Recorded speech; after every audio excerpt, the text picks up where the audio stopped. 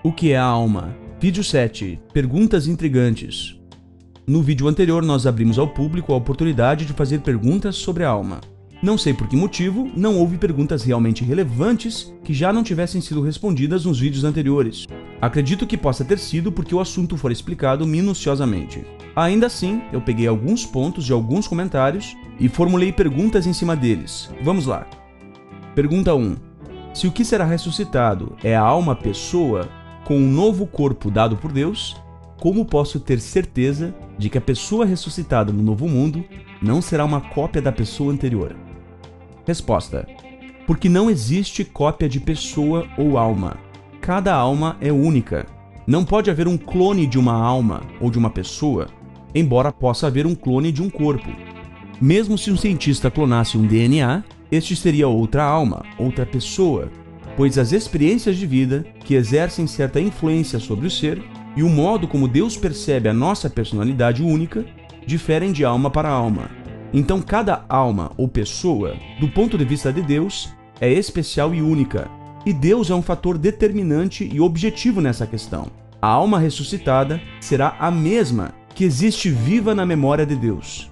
É importante lembrar também que as células de um corpo adulto não são as mesmas de quando ele era bebê, embora a pessoa seja a mesma. Apenas lembrando também que o cérebro faz parte do corpo e não da alma. Então não são as minhas células que determinam quem eu sou, nem a minha aparência, mas a minha personalidade, o meu eu. Este eu não é apenas feito de memórias, mas é a própria essência intelectual somada a todos os atributos que fazem de mim quem eu sou. Pergunta 2. Há algum exemplo bíblico de alguém que ressuscitou em outro corpo e era a mesma pessoa? Sim, Jesus Cristo. Se você ler os relatos dos evangelhos sobre a ressurreição, como Lucas 24, do 15 ao 31, e João 20, do 13 ao 16, e também 26, você vai perceber que os discípulos não reconheceram a Jesus pela forma corpórea, mas pela personalidade e outros atributos. Talvez aqui alguém argumente que Deus os teria impedido de perceber que era o mesmo corpo. Bem, essa tese é muito interessante para uma pegadinha do Silvio Santos. Porém, este é um assunto sério e não devemos desrespeitar a verdade por usar argumentos bobos. Portanto, se a pessoa alegar isso, desista dela, pois ela não tem solução.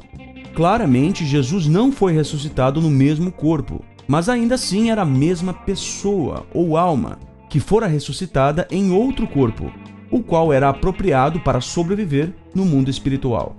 Perdoem-me os sinceros em suas crenças, mas a ideia de que Jesus é um ser humano igual a como ele era antes no mundo espiritual rebaixa o cristianismo ao nível da mitologia grega.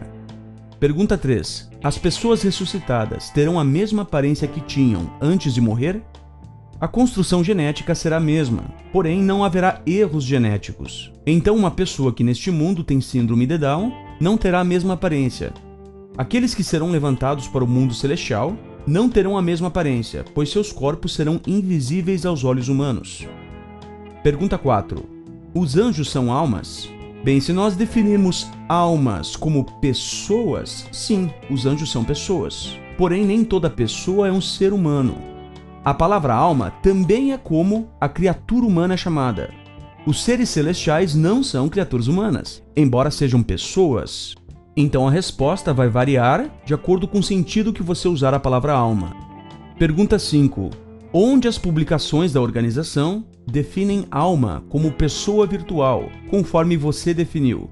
Existe realmente isso de pessoa virtual ou é uma invenção sua?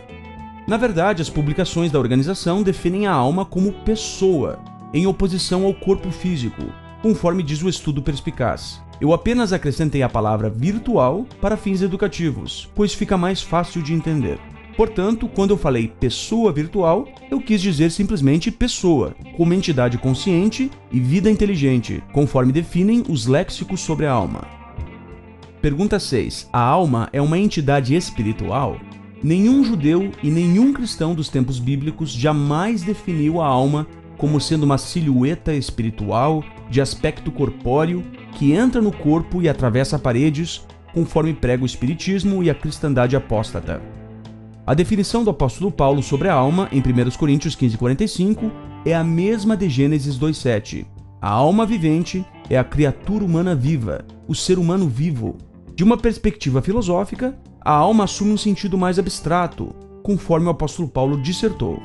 1 Coríntios 15:37 diz: E o que você semeia não é o corpo que se desenvolverá, mas apenas um simples grão. Então aqui ele compara a pessoa com a semente, ou o grão que é plantado, e o corpo com a planta. Então a pessoa, a alma, é como a semente, e o corpo é como a planta. O corpo é onde a alma, a pessoa se virtualiza, ou interage com o mundo como ser vivente. As descobertas científicas nos ajudam a observar que a alma não é uma entidade espiritual, autoconsciente e separada do corpo, conforme muitos filmes retratam. Embora o intelecto e a personalidade não sejam entidades físicas, tudo que a ciência nos revelou até hoje é que a consciência é totalmente dependente do cérebro saudável. Se você sofrer um acidente, você pode perder a memória. Algo que não faz sentido se suas lembranças estivessem presentes numa parte espiritual e autoconsciente em vez do cérebro. Visto que um acidente cerebral causa inconsciência, não há nenhum motivo para pensar que algo espiritual, autoconsciente e autossuficiente sobrevive à morte do cérebro. Quando seus pais se uniram numa relação íntima, você herdou informações de cada um deles. Então o seu eu, sua alma, sua pessoa, procede de seus pais.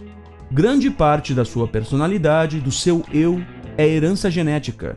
Se o meu eu, minha alma, minha pessoa, fosse uma entidade espiritual, independente, autoconsciente, a genética não teria papel nenhum na formação do ser. Então, apesar do meu eu não ser físico, ele não é espiritual, mas intelectual e virtual, além de ser totalmente dependente e influenciável pela minha genética. Portanto, se o meu corpo não puder mais suportar a vida, o meu eu morrerá, e eu passo a existir somente na memória de Deus. É importante deixar claro que a Bíblia não diz em parte alguma que a alma é espiritual, imortal e autoconsciente. A Bíblia diz justamente o contrário. Pergunta 7. Apenas o corpo vai ao Seol, Hades ou sepultura, ou a alma também vai? A Bíblia diz, Salmo 49:15, o próprio Deus remirá a minha alma da mão do Seol. Atos 2:27, não deixarás a minha alma no Hades. Estes textos falam da ressurreição. Na Bíblia não há separação e independência entre alma e corpo, como se o corpo fosse a sepultura e a alma para outro lugar.